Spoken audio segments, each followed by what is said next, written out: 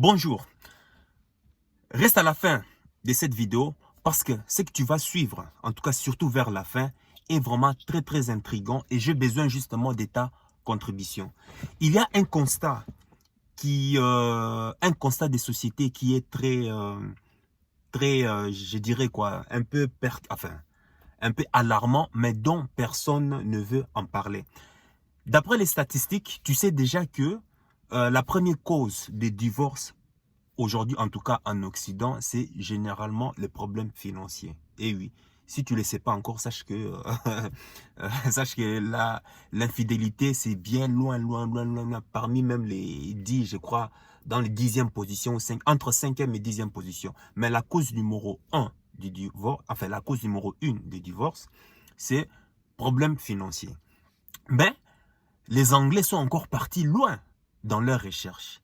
Et qu'est-ce qu'ils ont remarqué et qu'est-ce qu'ils ont constaté, c'est un fait des sociétés, que en général, il y a beaucoup moins d'adultères, il y a beaucoup moins de tromperies dans les familles les plus favorisées, dans les familles riches que les familles des pauvres. Je dis qu'il y a beaucoup moins d'adultères et de tromperies chez les familles les plus riches, les familles les plus aisées, que les familles pauvres, les familles défavorisées. Donc, cette étude conclut que, en général, pourquoi est-ce que ceci est fait? C'est simplement parce que le divorce a plus de conséquences chez les riches que chez les pauvres. Et imagine, tu es en couple, tu es riche, tu es consort, tu as des usines, tu as des entreprises, tu as la Ferrari, tu as les, comment on appelle ça, tu as la Rolls-Royce et tout, c'est partagé avec ta femme, avec ton homme, si je peux le dire. Et tu imagines, con que tu es, tu vas, enfin, si tu es, enfin, j'ai dit con, excuse-moi du terme, les couples, en tout cas les protagonistes, seront moins enclins à aller pouvoir faire des conneries à l'extérieur pour éviter de pouvoir perdre justement le bien matériel. Parce que tu sais qu'en Occident, moindre erreur, tu vas voir tes biens carrément, comment on appelle ça, carrément divisés en deux au moment du divorce. Donc tu vois, les gens les plus riches, les gens les plus aisés sont un peu plus consensueux et sont plus enclins à éviter d'aller tromper leur partenaire. Mais si tu es pauvre, qu'est-ce que ça va te coûter de pouvoir aller tromper ton voisin, enfin, de pouvoir aller tromper ton homme, ou bien ta femme avec le facteur, ou bien avec ton professeur ton prof de yoga, ou quoi que ce soit. Qu'est-ce que ça te coûte? Rien. De toute façon, tu n'as rien. Et même si tu trompes, à la fin, même quand vous vous séparez, tu n'auras aussi rien. Et quand vous irez au tribunal, le juge, le juge est tellement en colère parce qu'il sait que vous n'avez rien. Tu es tenté de lui faire perdre du temps. Alors que eux, ils aiment bien des cas où on sait que, ah ben voilà, il y a, comment on appelle ça, il y a des dossiers où c'est des personnes qui sont riches, ils savent quand même qu'il faut au moins gratter, avoir quelque chose pour aller nourrir leur famille. Mais quand ils sont en train de traiter des cas, des dossiers au tribunal, où des personnes n'ont rien, ça les énerve encore. Donc tu n'as rien. Mais quelles conséquences tu auras d'aller pouvoir tromper, comment on appelle ça, d'aller pouvoir tromper ta partenaire. Voilà pourquoi on remarque que, en général, les tromperies, l'adultère, c'est fait plus dans, comment on appelle ça, tu as plus de taux élevés d'adultère, de tromperies chez les familles les plus pauvres. Pourquoi? Parce que justement, il n'y a pas cet effet de responsabilité. Et une autre raison est aussi que, voilà, tu sais que quand dans le couple, ça ne va pas, si par exemple l'homme, tu as l'argent ou quoi que ce soit et que tu sais que ben, il y a des tensions et que la femme commence à s'énerver, commence à être anxieuse, tu es consort, tu sais, pour pouvoir sauver le couple, si tu as l'argent, qu'est-ce que tu fais? Vous prenez, comment on appelle ça? Tu lui payes un voyage, vous partez quelque part dans un lieu paradisiaque où les tensions, comment on appelle ça? L'anxiété et tout et consorts vont pouvoir s'apaiser. Tu vois, tu permets de sauver ton couple avec des... Parce que tu as les moyens en réalité. Je ne dis pas que l'argent fait tout, mais en tout cas, ça contribue en tout cas. Tu vois que la femme est chargée avec les tâches ménagères et que ça lui vexe et que ça lui fout les nerfs en boule. Et qu'est-ce que tu as? Comme tu as les moyens, qu'est-ce que tu vas faire? Tu vas engager une nounours pour pouvoir s'occuper de certaines tâches et ainsi permettre à ta femme de pouvoir se libérer du temps. Tu vois ce que je vais dire? Tu vois que ta femme, comment on appelle ça? Ta femme est, comment on appelle ça, occupée, enfin, tu vois que ta femme a du stress au travail. Si tu as l'argent, qu'est-ce que tu vas faire? Et tu sais, chérie, si le travail te prend autant la tête, autant de stress, tu sais quoi? Abandonne. Abandonne, point bas. Va te trouver un autre métier ou bien va te trouver un autre business qui va plutôt te permettre à avoir l'esprit plus tranquille. Parce que tu peux te permettre. Mais si tu es pauvre, comment est-ce que tu peux te le permettre? Ta femme, ton patron est en train de la marteler psychologiquement. Et elle vient à la maison, toi tu es là encore un gros soulard, tu es là assis à ne rien foutre. Donc tu vois que tu es en train d'amplifier, comment on appelle ça? Tu es en train d'amplifier les tensions et puis les nerfs de ta femme. Et puis, c'est comme on dit, hein, chaque problème, au fur et à mesure que ça s'empile, au fur et à mesure qu'elle va finir par exploser, putain, tu m'énerves, quoi. J'en ai marre, j'en ai marre. Et puis, tu vas te retrouver à entendre tu vois la fameuse phrase, oh, il faut qu'on parle.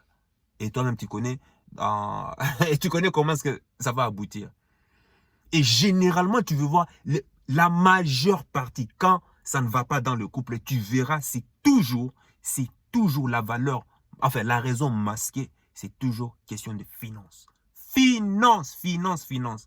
Voilà pourquoi je t'exhorte à pouvoir rejoindre LR pour ne plus avoir ces problèmes. En tout cas, tu verras que tu auras en tout cas d'autres préoccupations. Mais en tout cas, ces préoccupations des couples où ta femme est en train de péter les plombs, où ton homme est en train de te prendre la tête, tu es consort, ça ne sera plus tes soucis. Récemment, j'en ai entendu ici en francophonie, en Wallonie, en Belgique, un couple qui s'est chamaille pour les allocations, comment ça s'appelle ça? Les allocations familiales des enfants. Un couple qui se chamaille pour les allocations familiales des enfants. Mais tu imagines le mindset arriver jusqu'à ces points. Des allocations, hein? Le couple se chamaille. Le monsieur dit accuse la femme de bouffer l'argent, comment on appelle ça, de s'enrichir sur le dos des enfants, tout et comme ça. Et la femme qui stipule que non, que l'homme ne contribue pas assez. Et ça c'est chamaille. Et l'homme qui se dit, non, tu dois me donner l'argent parce que je dois dépenser pour pouvoir acheter tel. Et la femme qui dit, non, ça finit par des bagarres, les amis. J'en ai vu ça ici en Wallonie, en Belgique. Tu imagines les taux de pauvreté arriver jusqu'à ces points. Maintenant, si ces gens-là avaient des revenus complémentaires grâce à LR Health and Beauty, tu crois que ceci arriverait? Non. Et voilà pourquoi LR Health and Beauty a mis en place des outils, des solutions, un système pour pouvoir empêcher que ces genres de trucs n'arrivent. Donc, il y a fort de chances que si tu es, en tout cas, dans la classe moyenne, dans la classe pauvre, je suis désolé, tu es plus enclin à pouvoir commettre l'adultère, à pouvoir tromper ton partenaire. Et aujourd'hui, beaucoup de gens, oui, j'essaie, beaucoup de gens ne trompent pas simplement leur partenaire parce qu'ils n'ont pas l'occasion, parce qu'ils n'ont pas l'opportunité. C'est ça. ça, je sais que ça ne va pas plaire. Ça ne va pas plaire aux gens. Beaucoup de gens ne trompent pas leur partenaire, en tout cas en couple, parce que simplement, ils n'ont pas le choix, ils n'ont pas cette opportunité. Si tu étais dans les conditions favorables, c'est là qu'on allait savoir si réellement tu ne trompes pas ou bien tu es fidèle à ton partenaire, à ta partenaire, par conviction ou bien c'est par manque de moyens. Dis-toi cela. Et tu ne connaîtras qui tu es que lorsque tu auras fini avec les besoins primaires, d'après la théorie de Maslow. Il y a des besoins physiologiques et puis il y a des besoins d'appartenance, des besoins de sécurité et tu continues, tu montes comme ça jusqu'à la théorie. Mais tant que les problèmes physiologiques, c'est-à-dire manger, se nourrir, travailler, boire, se vêtir, bref, tout est consort, seront toujours tes préoccupations primaires, tu ne peux pas dire que moi je suis fidèle à ma partenaire. Non. Il y a de fortes chances que tu es fidèle à ta partenaire parce que simplement tu n'as pas encore eu l'opportunité, les conditions réunies qui vont te permettre à le faire. Mais la personne qui a toutes les conditions, imagine par exemple, voilà pourquoi il faut respecter aussi les femmes qui sont belles ou bien les personnes qui sont beaux. Parce qu'elles, elles ont tellement de tentations, des tentations, des facilités à pouvoir tromper que beaucoup le font. Maintenant, si une personne, si la femme est belle en question, et malgré sa beauté, et malgré les sollicitations de la part des autres hommes, si elle ne le fait pas par conviction, malgré toutes les tentations qu'elle a, alors là, ça c'est une jackpot. Ça c'est du jackpot, crois-moi. Si un homme aussi riche, qui a plein de sollicitations de la part des femelles qui veulent, tu vois, avoir cet homme. Tu es riche, tu es beau, tu es je ne sais pas quoi. Ben, toutes les filles veulent de toi. Hein. Parce que tu es l'alpha, le numéro 10. Tu vois, même parmi les alphas, même parmi les hommes de grande valeur, il y a des niveaux. On n'est pas tous des mêmes niveaux. Hein. Donc, si tu es au top niveau, et malgré les sollicitations, les tentations de la part des partenaires, tu es consorts, malgré leurs avances, tu arrives à rester ferme. Tu dis non, je reste fidèle à ma partenaire parce que je me suis engagé, point bas. Alors là, si c'est un homme comme ça, ça c'est un virtuose. Ça, c'est un virtuose. Ça, c'est un as des nas. Un as des as. Là, il faut vraiment l'aduler. Là, franchement, il faut coup de chapeau, quoi. Tu vois, je respecterai plus, moi, une personne qui ne trompe pas sa partenaire ou bien qui ne commet pas un péché ou bien un mal par conviction. Parce qu'il a tous les moyens possibles à sa disposition de le faire, mais il ne le fait pas parce que simplement la personne est loyale, parce que simplement la personne s'est engagée, donc veut rester cohérent. Mais il y a beaucoup de personnes, je dirais même 90%, qui ne commettent pas de mal, qui ne trompent pas leur partenaire, simplement parce qu'ils n'ont pas, ces personnes n'ont pas encore les moyens de pouvoir le faire. Alors, ils se cachent justement derrière cette victimisation ou bien derrière cette parure pour dire que, enfin, pour toujours critiquer les autres, hein. Oh, c'est des cons, tu es consort, moi je n'ai jamais trompé. Parce que là, oui, tu n'es pas beau, tu n'es pas riche. Tu n'as pas un statut social, tu n'as pas un statut financier. Statut culturel zéro. Mais c'est normal de se cacher derrière la victime. Mais si tu as tous ces trois piliers réunis, statut financier, statut social, statut, comment on appelle ça, statut culturel, et puis au moins aussi des compétences sociales, enfin les quatre réunis. Et si tu as tous ces valeurs, tous ces privilèges réunis, et malgré ça, tu ne le fais pas, tu ne commets pas des mal ou bien tu ne te trompes pas, alors là, tu es un virtuose. Et si tu es une fille, alors ça, c'est une joker. Ça, c'est une joker. Tu la prends, tu fais tout de suite des enfants. Poum, poum, poum, poum, poum, poum, poum, poum, poum, poum. Ah oui, ça tu fermes ça. Hein? Et même bon, c'est rare hein, aussi. Hein. Restons sérieux, hein. C'est rare. Parce que pour qu'une fille ne succombe pas à la tentation de pouvoir sucer des bites, de pouvoir se prendre plein de bites de nos jours, avec Instagram, là, franchement, si tu trouves une fille comme ça qui résiste à cette tentation, enfin, je parle des filles belles, hein, je parle pas des manches là qui, parce qu'ils n'ont pas des occasions, alors elles se targuent de, oui, moi je suis sérieuse, moi je suis pas une pétasse, moi je suis pas une pétasse. En fait, pourquoi j'ai dit pétasse? Parce que la première chose qu'une fille fait pour pouvoir traiter une autre fille ou bien sa copine, c'est quoi? Ah, pétasse là, cette pétasse là. Je sais pas pourquoi, mais c'est toujours là. Enfin, c'est l'injure qu'une fille sort hein, pour traiter mal d'une autre fille. Ah, la pétasse là. Enfin, bref, tu vas comprendre. Parce que d'autres ne le font pas simplement parce qu'elles n'ont pas encore. Parce qu'elles ne sont pas des 10, elles ne sont pas des 8, elles ne sont pas à un niveau 7. Elles sont peut-être à un niveau 3, 4, 2, 1, 0. Ben, c'est facile de dire que non, moi je n'ai jamais trompé. Mais admettons que tu avais tous les atouts possibles. Arriverais-tu comment on appelle ça, à résister à la tentation? À aller à transcender même, comment on appelle ça, ta condition naturelle d'hypergamie pour dire non. Et là, c'est forcément, tu vois que on arrive à un certain point aussi, il n'y a que les personnes fortement éduquées. Ou bien les personnes qui ont, par exemple, comme moi, par exemple, hein, qui, on a choisi un objectif de vie qui fait en sorte que euh, toutes les préoccupations du bas-ventre, hein, ne nous intéressent pas tant, quoi. Parce que tu as le temps, non seulement tu n'as pas le temps, et le peu de temps que tu as, tu dois le consacrer à tes projets, à tes rêves. Et malgré ça, tu sais que on sait qu'on a un temps très très limité. Maintenant, dis-moi, dépenser ton énergie, ton temps pour aller courir après une femelle, c'est une perte de temps. Et quand tu comptes, quand tu regardes, mais ton rêve est là. Tu as des objectifs principaux à atteindre. Mais si tu ne le fais pas, ben, tu vois, c'est déséquilibré. Tu vois que la balance est déséquilibrée. Alors, par conviction, on dit que non, on ne va pas. Enfin, je ne te dis pas que naturellement, tu sais que je suis un chasseur. Mais par conviction, parce que j'ai d'autres objectifs, je dis que non, ça ne me regarde pas. C'est d'abord ça, ma première conviction, qui fait que, bah, écoute, que j'ai moins du temps à accorder aux femmes. C'est ça d'abord le numéro un. Et la deuxième raison, c'est parce que je suis en couple.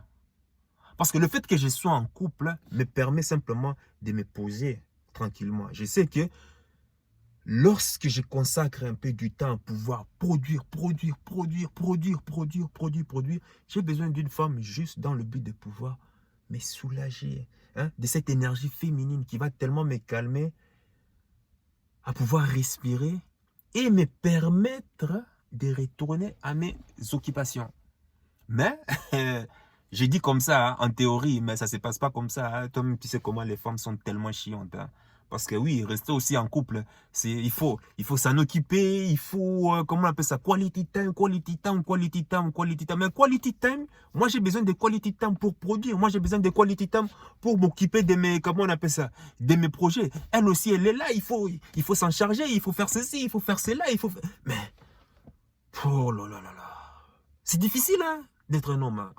C'est franchement difficile. À un certain moment, tu te dis, franchement, c'est bien, c'est bien d'être seul. C'est bien d'être seul à un certain moment. Tu t'es dit, quoi. Mais bon, oui, tu es seul aussi, mais des fois, si tu as envie de te soulager, ben, tu dois aller à la rue, tu dois sortir pour aller rencontrer des personnes. Voilà. Et puis, voilà, tu fais ton taf, tu fais ton truc, et puis... euh, tu finis et tu retournes encore à tes occupations. Et puis, dans quelques jours encore, et boum, la crique. La crique se met en marche et puis tu dois encore... Tu vois, bon, autant mieux avoir une personne qui est là, qui t'aide, mais cette personne aussi, c'est une être humaine qui a ses envies, qui a sa nature déjà aussi.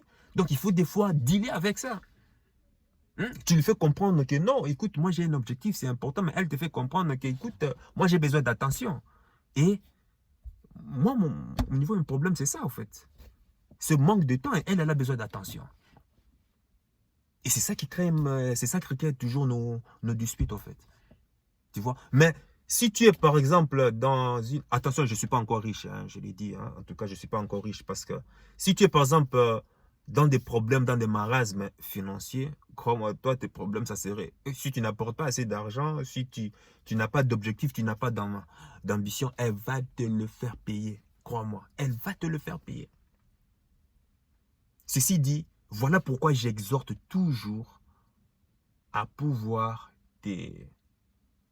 t'éduquer, à pouvoir te former, à pouvoir travailler sur toi, travailler sur ta personnalité, travailler sur tes compétences, travailler sur tes, comment on appelle ça, ta psychologie, travailler sur ton état d'esprit, travailler sur ta spiritualité, travailler sur ton mental, travailler, en fait, t'éduquer, hein, le développement personnel, t'es développé tellement. Pourquoi? Parce que ça va te permettre de gagner une fortune. Tu auras plus de valeur sur le marché, comme je l'ai dit quelque part ici. Tu auras plus de valeur sur le marché. Quand je parle de marché, là où il y a l'offre et la demande. À partir du moment où tu as plus de valeur, tout le monde veut de toi. Tout le monde veut de toi et tout le monde parie gros sur toi. Mais si tu travailles, si tu passes ton temps à travailler que sur ton travail, oui, tu vas gagner ta vie. Et ta femme va te le faire payer parce qu'elle aussi, ça le fait chier. Parce que si elle doit aller travailler, parce que ton salaire ne suffit pas pour pouvoir gérer toute la famille, elle va te le faire payer. Hein. Ah oui, parce qu'elle doit galérer. En plus, non, c'est là, elle doit aussi être féminine pour pouvoir te faire des gâteries, tu es consort. Non, ça ne marche pas comme ça. C'est en ce moment-là qu'elle te sorte le truc. Ah non, toi aussi, hein. Toi aussi, tu dois le faire. Hein. Pourquoi? Parce qu'elle se rend compte que, ben voilà, que tu ne fournis pas assez. Mais à partir du moment où elle est consciente, de toute façon, ça se passe dans leur cerveau inconscient. Hein.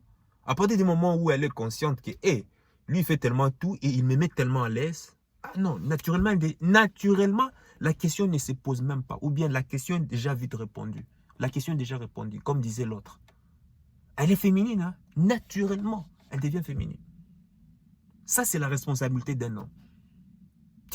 Voilà, je t'exhorte. Moi, écoute, il n'y a pas que LRF Beauty à pouvoir rejoindre le marketing relationnel avec LRF Beauty. Il y a plein d'autres domaines, plein de business où tu dois te lancer qui va te permettre de générer des revenus complémentaires. Mais ça doit commencer toujours par la case éducation.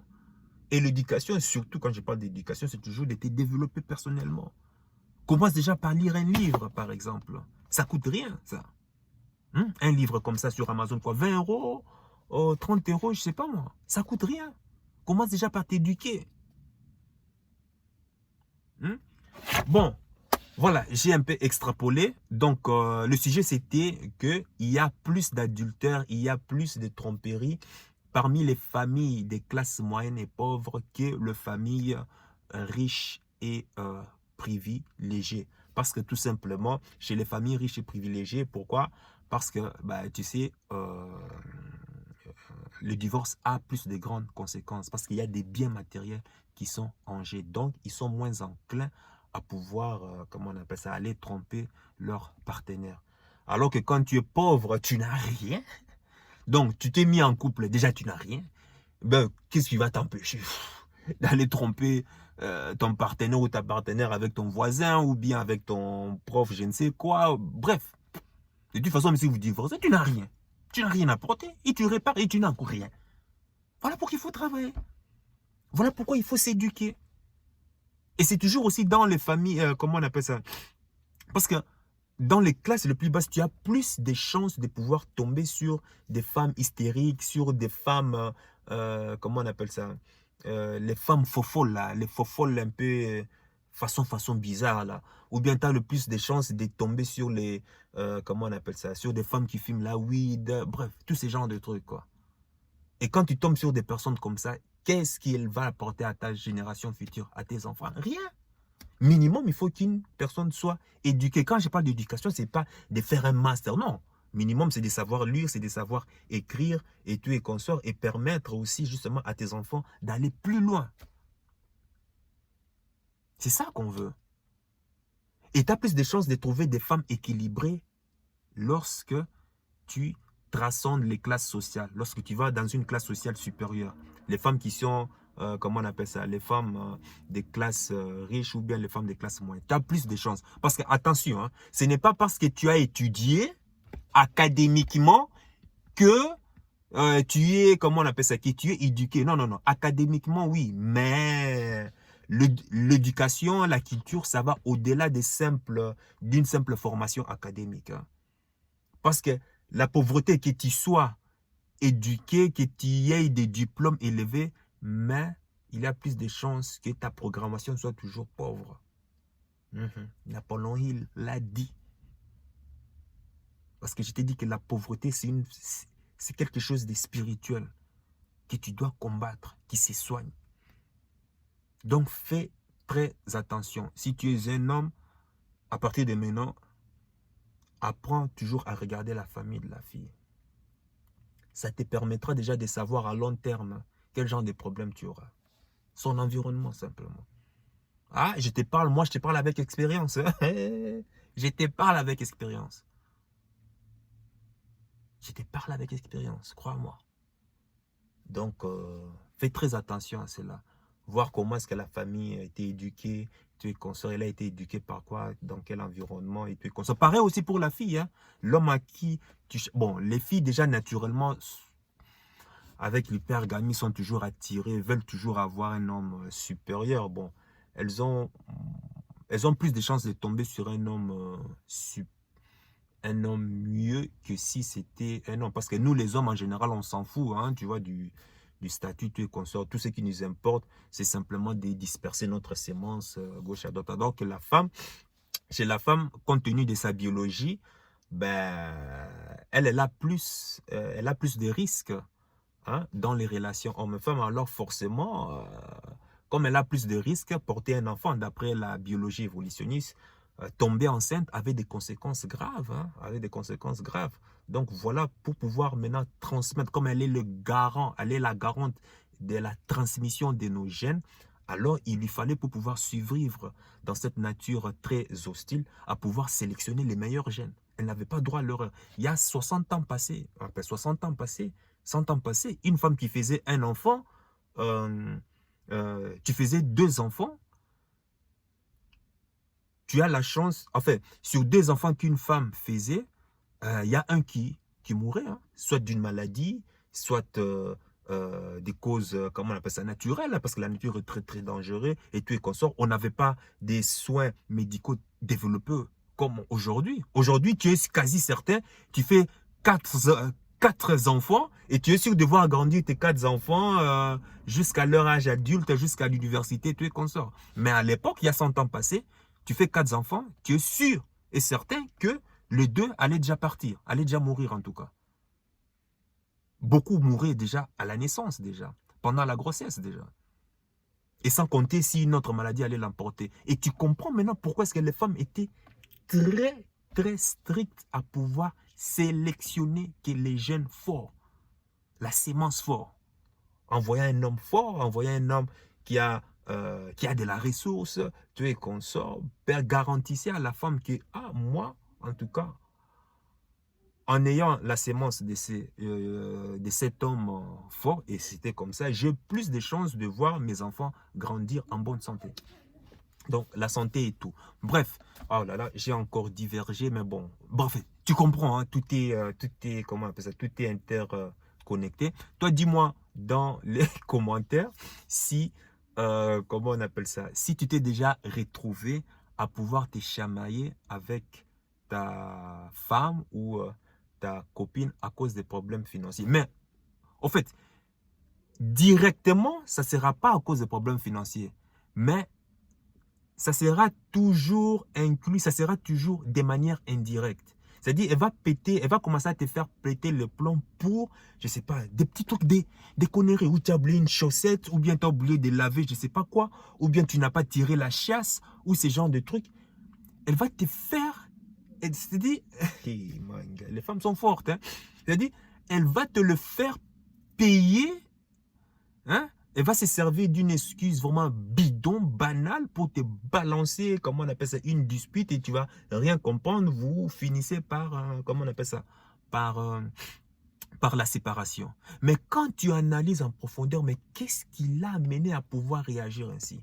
Et c'est là que tu reviens maintenant à la source, que problème d'argent quelque part. Soit au travail, on l'a fait chier, ou soit il n'y a simplement pas assez d'argent à la maison, ou soit peut-être toi tu as perdu du travail, tu es conscient, ça la stress et autres. Tu verras que l'argent est toujours la cause. L'argent est toujours la cause. Je t'assure, crois-moi. Ou bien soit que tu n'as pas de voiture et que tu utilises sa voiture, alors ça l'énerve. Ça aussi, il faut le dire. Hein. Parce qu'à partir du moment où c'est elle qui prend en charge certains biens, moyens financiers, tout comme ça commence déjà à l'énerver. Un blessé de guerre qui te l'a dit, crois-moi. Ah, j'ai fait faillite, hein, donc je te l'ai dit. À un certain moment, je me suis retrouvé avec rien. Alors, comme c'est elle qui prenait, tu es consort. Au début, ça va, hein, tu es consort. 3e, 4e, 5e mois. Tu commences à te regarder comme ça. Tu n'as pas fait ceci, tu n'as pas nettoyé, tu n'as pas fait ça, tu n'as pas fait ça, tu n'as pas fait. Ça commence toujours comme ça. Oh, Mais c'est quoi ce comportement? Moi, je ne te connaissais pas comme ça. Tu es comme ça. Ah, voilà, tu fous rien. Michaelis, tu fous rien. Je ne foutais rien. Ben, voilà. Le temps que mes business marchent, le temps que mes business puissent se relever, tu es conscient. Ben voilà. La vie d'entrepreneur, pas facile. Hein? Mais bon, on a payé le prix. C'est comme ça. Ça nous a permis de grandir. Ça nous a permis. C'était dur. C'était dur. C'était dur. J'ai crapahuté les chantiers inhospitaliers de la vie, j'ai dormi dehors, j'ai fait... Bref, on a perdu beaucoup de choses, mais ce n'est pas grave, petit à petit, on s'est reconstruit toujours. Donc, voilà, dis-moi toi dans le commentaire, si tu t'es déjà disputé avec ta copine, et pourquoi? Qu'est-ce qui a conduit à votre séparation? Est-ce que tu as essayé? Est-ce que tu as essayé au moins d'en savoir un peu plus pour connaître la source? Et c'est ça. Et qu'est-ce que tu en as conclu? Parce qu'un homme, c'est ça. Savoir toujours tirer les leçons de ces expériences, hein, positives ou négatives, pour ne plus recommencer cela dans le futur.